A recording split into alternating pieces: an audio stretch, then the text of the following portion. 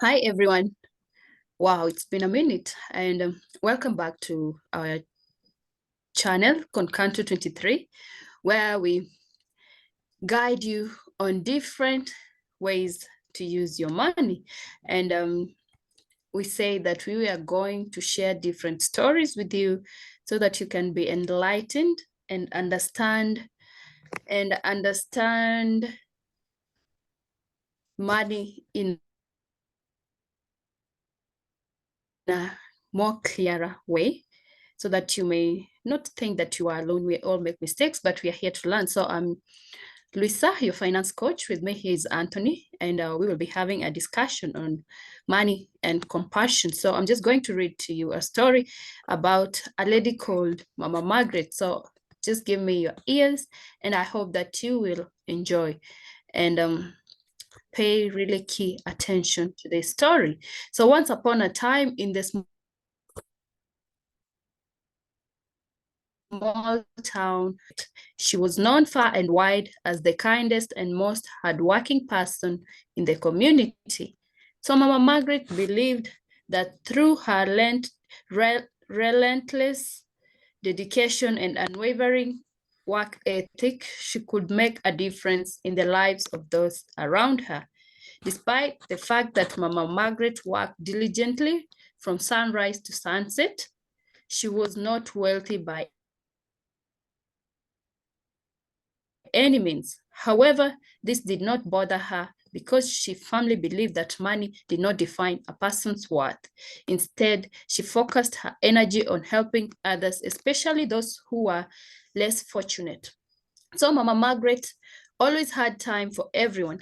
She would often spend her evenings volunteering at the local soup kitchen, where she would cook and serve warm meals for the homeless and the hungry. Her warm smile and words of encouragement made a significant impact on those she encountered. Many people would seek her guidance and support, knowing that she will never turn them away. So one day, word reached Mama Margaret about a speech given by a prominent businessman named John Rockefeller. He had famously said, "He who works all day has no time to make money." Intrigued, Mama Margaret decided to attend a conference where Rockefeller would be presenting his ideas. As she listened to Rockefeller speak, Mama Margaret could not help but feel a sense of disconnect. While she respected his success and achievements, she could not help but notice that these words centered around money and profit. She believed that true wealth could be found in the riches of human connections and the impact we create in the lives of others. After the conference, Mama Margaret approached Rockefeller to discuss her differing perspective. She politely expressed her belief that although working hard was crucial, there was immense fulfillment in dedicating time to help those in need.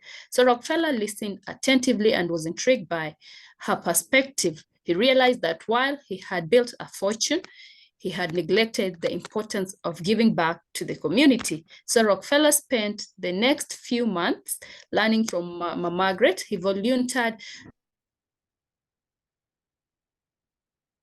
alongside her at the soup kitchen, so organizing fundraisers and lending a helping hand to various charitable causes in the town.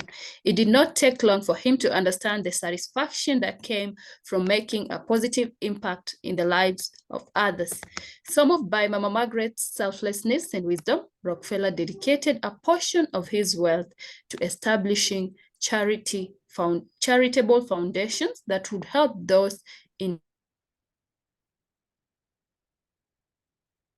need, was not just in acquiring material wealth, but also in using the wealth to make a difference. Mama Margaret's story spread far and wide, capturing the hearts of many. People started to realize that the pursuit of money alone was not the key to happiness. Inspired by Mama Margaret's example, individuals from all walks of life began dedicating their time and resources to philanthropy, changing countless lives in the process. So Mama Margaret's legacy lived on, not just in her town, but throughout the world. Her story became a symbol of compassion, reminding people that true wealth lies in helping others and making a difference in their lives. And it all started with Mama Margaret, a woman who knew that building connections, helping those in need was more valuable than any amount of money could ever be. So from this story, what do we learn? I'll give you my perspective, and then Anthony, you can tell us what your thoughts are. So I think this story teaches us about compassionate stewardship. It also teaches us about giving and sacrificing, and identifying the needy in our society, in our community. Also a compassion in practical actions, just like we have to act as we speak. And then generosity and blessings, because we learn that we also have to avoid the love for money, because the Bible says you cannot serve God and you cannot serve money, if you ask me. It also teaches us about community and sharing. And then reading this story, I just had this thought that we have to teach compassion to the next generation, this coming generation. So what are your thoughts, Anthony? Yeah, the story of Mama Margaret is a great story. And it's a story that we need to teach our children so that they can learn to compare the two.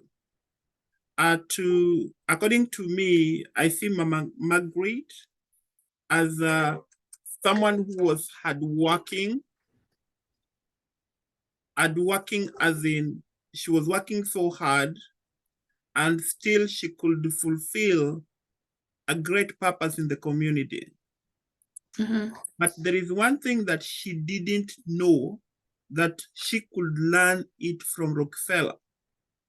Same as Rockefeller also was a great businessman who knew the money game, how you can get money without working very hard. That's true. Oh, I can look at Rockefeller as someone who was in mostly, I can say, his work was more of passive income. He was not actively sweating in the job to get money. So, but the only thing that Rockefeller lacked was he didn't know that even after accumulating wealth, he should also give to the community. And that is the part that Rockefeller also read and learned from Mama Margaret. So the two people are very important. And about the issue of money, I think we can learn something from Rockefeller about money game, and we can learn something from Mama Margaret about the compassion and charity to the community. But there is part of disadvantage that Mama Margaret worked so hard, sweat a lot, but at the end, she could still be poor. She wasn't wealthy. Yeah, that's Wow. You find that Mama Margaret says that you don't have to put a worth on yourself with money. What do you think about that? I think that is the part that I could slightly disagree with Mama Margaret a bit, but in another sense also, I could also agree a bit too. When I say I disagree a little with what the philosophy of Mama Margaret was, the bigger part that I agree there is about compassionate, about giving to the community. But looking, because in most cases, you will understand that money solve 99% of our problem.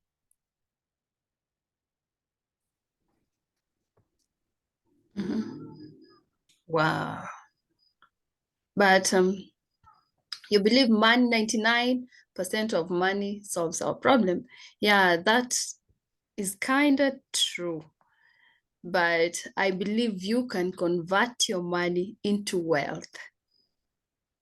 That is how you can use, or you can say that you are wealthy.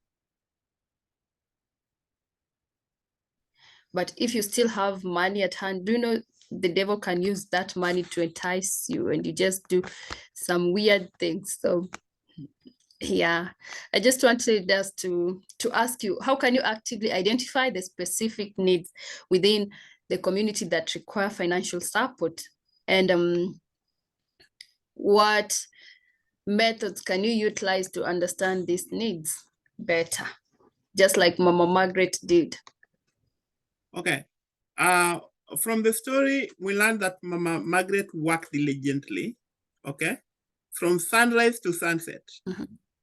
Okay, so in this case, we understand that Mama Margaret's work was active. It was actively involved, you know, as compared to Rockefeller, whereby Rockefeller maybe had already made the platform, like when we were talking about the issue with you remember the person we were talking about having the, I think it was Mr. Wafula, having the e-commerce, having the book, and also talking about teaching people, having blog, and we talked about him being at home while money flow. So he was earning money while asleep. So now Rockefeller and Mama Margaret, these are two different people. So now Mama Margaret was mostly actively involved in the community as he works. So she could understand the problem that is affecting our community, as compared to Rockefeller, who could always be in the house while earning money and not going out to the community unless he goes to teach in a conference. And that means if Mama Margaret could not have approached Rockefeller, then Rockefeller could continue with his philosophy of just gaining wealth, but not giving it to the community. So one of the things that can help you to identify the problem in your community is you need to be actively involved. So how do you become actively involved to your community? You have to volunteer.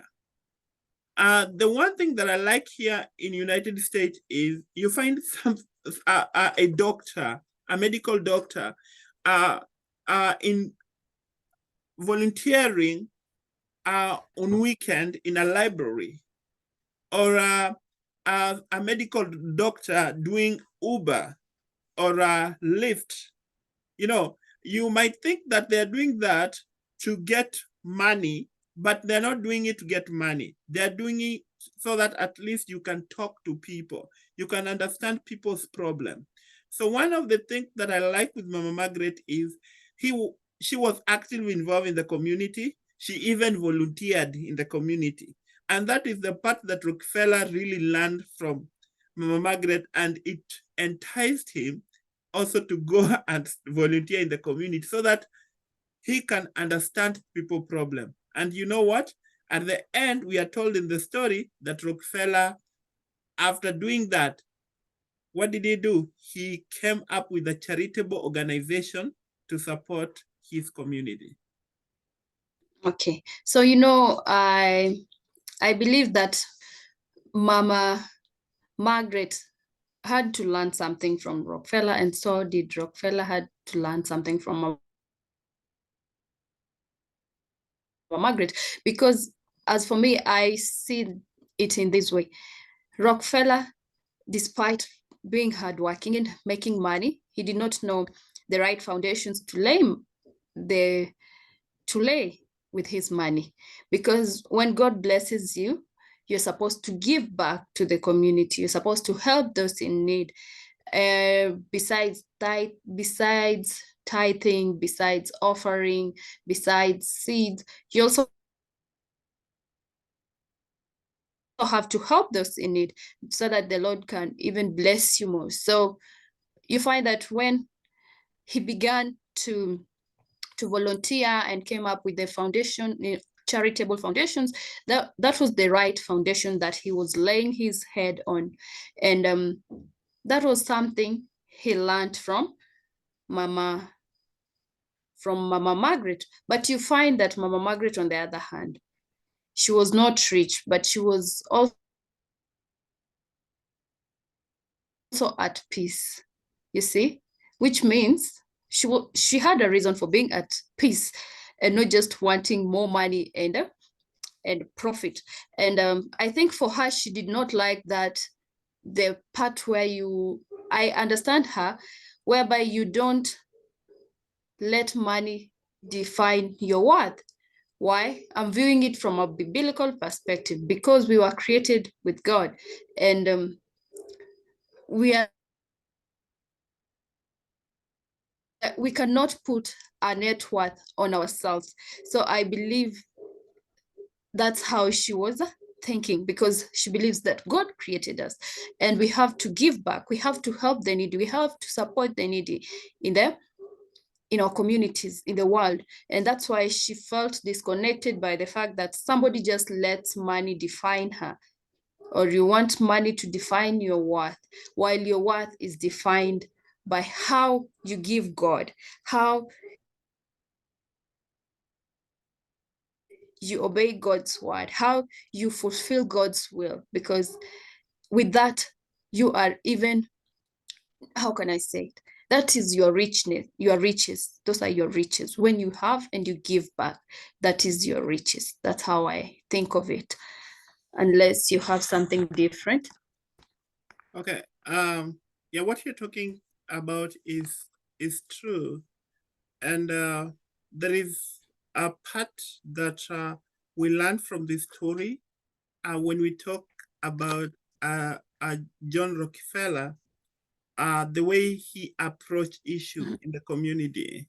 And that's why Mama Margaret felt disconnect when Rockefeller was teaching in that conference.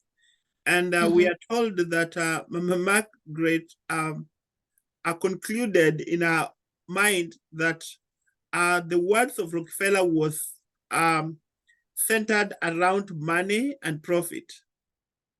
And she believed that true wealth would be found in the richness of human connection and the impact we create in the lives of others. Okay? So those were the parts that Rockefeller did not really understand. So to my understanding is there are so many Mama Margaret in our community. True. And there are so many Rockefellers in our community. So how do we bring these two people together? That is true. So that we can have a great community that all of us are being uplifted. The only bad thing is, when you talk about also helping the community, you need to be very, very careful, because there's some people are lazy. They don't want to work. They want just to earn from people who work so hard. But we find that is the part that Rockefeller find it from Mama Margaret when he went to volunteer in the community, and now felt that, oh, Mama Margaret is helping the homeless. He's helping the people who could not make it in life. So then Rockefeller comes up with something very great, having a charitable organization that Mama Margaret had none. Mama Margaret was just helping, but she didn't have a charitable organization. So what we learned from that story is, when we are wealthy, we have money, then can we make something that look organizable so that we can reach out to the legit people and uplift them? Because there's no point of us being in a community whereby we are rich and then we have some poor people around us. because Mhm. then that means even your wealth will be at risk. Because when these children of the poor people grow, then what do they Mhm. do? They don't have education. They don't have a lot of things that they want. They want. Then they involve themselves into drugs, and then they start stealing, and even the security of the community is going to be in danger, whereby you will be driving, or your children will be driving with those nice cars, and then what happened? They will attack them. Are you getting me? So Yeah.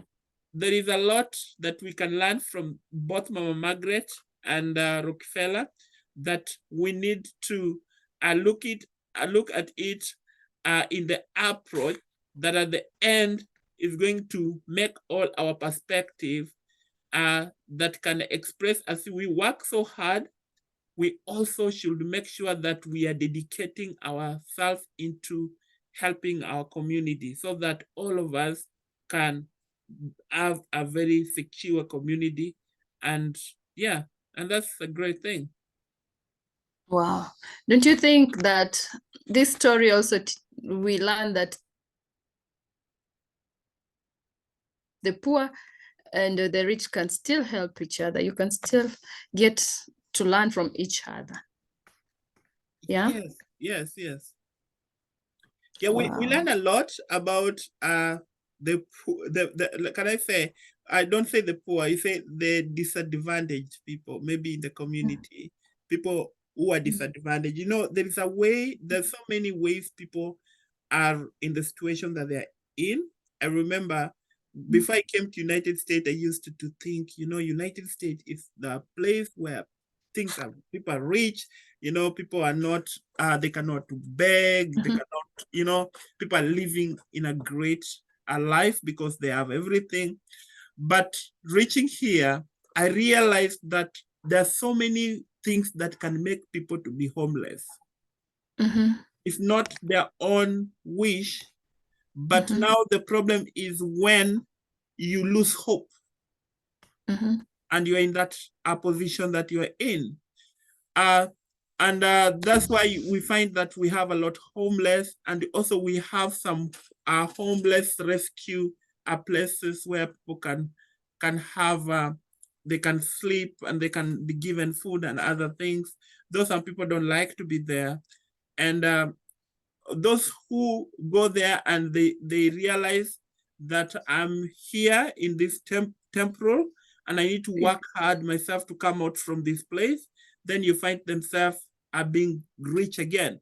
Like if you can Google the story of Mwale, one of is a Kenyan, and he lives in New York. He has a city that he has built in Western Kenya.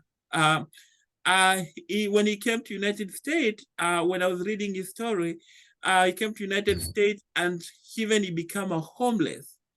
And after becoming a homeless for some time, now he's one of the richest person. He's wealthy. He has a great community back in Kenya, and he has a company here, a software. I think it's a software, a company that he does things to do with computer. And if you read also the story of Steve Harvey, one of the, I think he's a comedian in America, you will understand that there's one day he was also a homeless, according to his story. So, so for the people who have money and who have built wealth, like John Rockefeller, then if we help the community, I want to believe that Steve Harvey, the Mwales and others, they were helped with the people who went back to help the community. So Mama Margaret approach in life, it gives us hope that we have good people, but Mama Margaret also has to learn from Rockefeller that we can also earn money passively without working so hard, but building wealth. And when we build our wealth, we should also help the community. That is true, because without any money, then you will both have to just look at each other in the community. So we all need someone to uplift us in one way or another, and to motivate us. You just don't have to be comfortable with where you are in life. And we also have to make room and adjustments in our lives, because if we can't make any adjustment with our personal life, then how can we grow? How can we move? We will just be stagnant. We'll be comfortable, and then we will continue feeling like Mama Margaret. She feels disconnected because of what? Though his words were not that right, but you see, you'll find out maybe she was not exposed or something, because she was just revolving at one place because she was comfortable. She did not want to get out of her comfort zone. So as you've said, there are so many Mama Margarets in the world. And we keep forgetting that if we all be comfortable, then the world will just be there. No growth, no development, and nobody will be there to help the needy in the society. And I feel like this should have challenged Mama Margaret even more. And this is a challenge to us who are reading this story. It should challenge someone. It should challenge both of us, that we should be ready to be challenged, to accept, and then we just get out of our comfort zones and move. And we have to learn that we can learn from one another. Don't just take everything that someone says negatively. We also have to view it in a positive way as well. Not everything is negative. And because I love the fact that John Rockefeller did not take it in a negative way, and instead he decided to also volunteer, and he learned something, and he came up with more charitable foundations. And I don't see anywhere where Mama Margaret learned anything, because I expected maybe she learned something and came up with she started her organization or something. But anyway, I hope that will be a challenge to someone, because that has challenged me. Not everything somebody says is bad. But moral of the story, I totally, and the way I understand the general story is that we also have to invest our money in Jesus. That's how I understand. So yeah, Anthony, back to you. Okay, yeah, what you're saying is true. So what we can learn from this story, I think because of time, I can really be very short. What we learn from this story is we also need to teach our children, even as we are teaching our children about money, about building wealth, we are also supposed to teach our children also not to disconnect themselves from the community. And we need to help them also understand the importance of generosity. And we need to, like being philanthropy, those people who give to the community. Even the Bible says that blessed is the hand that giveth than the hand that receiveth.